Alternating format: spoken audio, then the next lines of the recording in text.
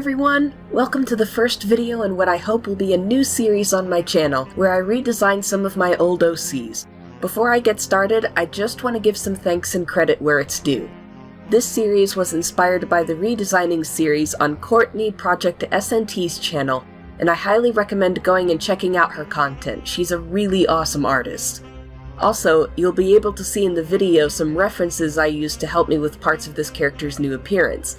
The pieces I'm using as reference and inspiration are Peacock by Zghoul OSR1113 on DeviantArt, Anthro Cockatoo Base by Samalam Bases on DeviantArt, and Box of Fox's Sparrow character, as well as the original design for the character I'm redesigning. With all of that out of the way, let's see how I'm going to transform my first OC in this series, Esme the Phoenix.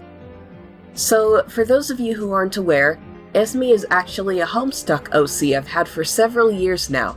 The reason she was so bright green was because she's a member of a gang called the Felt, who are all based off of billiards and are all that same bright green. They each have hats with the color and number of the billiard ball they represent, but given that all of the billiard balls are taken in canon, I decided to give Esme's hat a triangle to represent the rack that groups all of the billiard balls together before a game.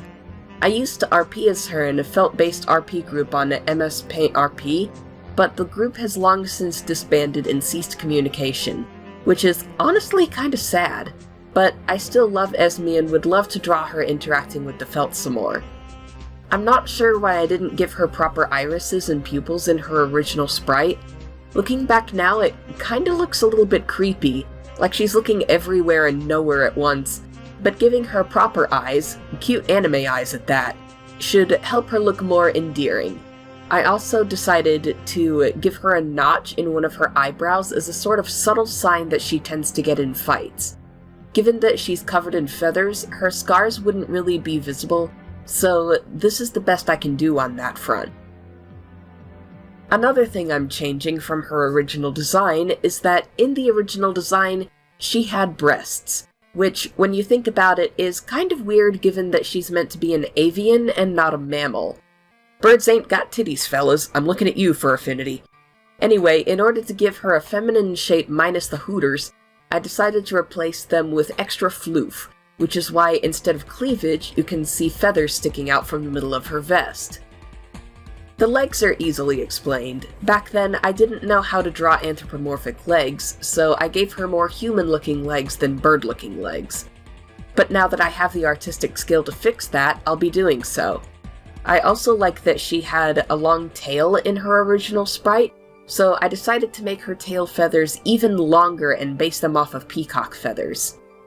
I've been told by many other people that I'm really good at drawing feathers, and I'm honestly kind of surprised to hear when other people have such trouble drawing feathers.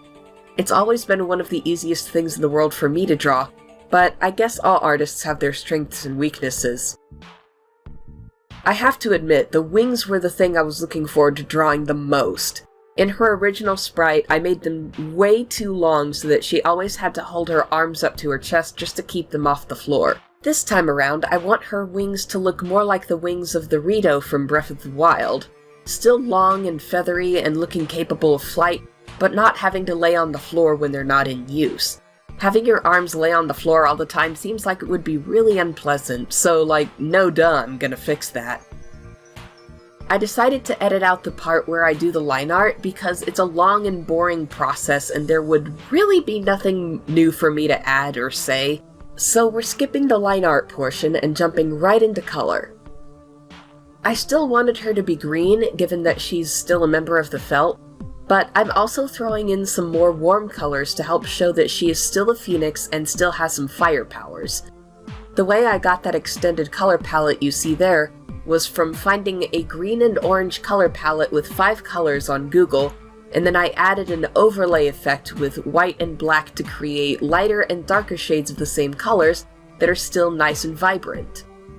I didn't think I was going to give her so many color gradients in her design, but honestly they just looked so good that I decided to just go with it.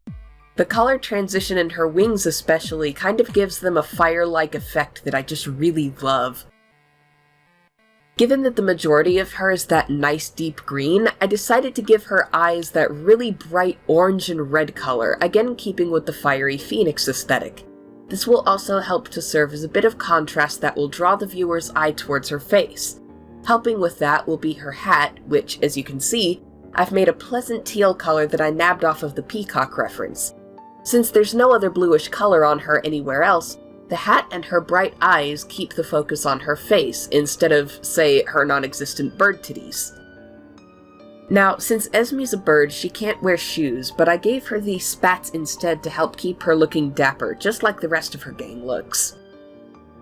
Here, normally, peacock feathers are colored in with blues and browns as well as the expected green, but to help amplify the phoenix aesthetic, I decided to turn the usual peacock feather design into little flame-like patterns, which I think turned out very well with this color scheme. Now I'm going to add some lighting and shading, and she'll be all finished.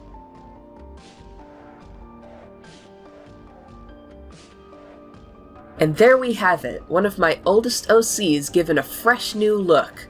What do you think of the redesign? Let me know in the comments if you prefer her old or new design, as well as any constructive criticism you may have. I actually don't get a lot of constructive criticism on my art, just a lot of cool and nice and it looks good, and as much as I appreciate those, and I really do, they can't really help me grow as an artist that much.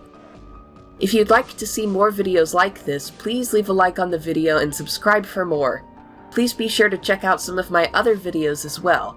I tend to make a lot of different types of videos, so I'm definitely not just a one-trick pony.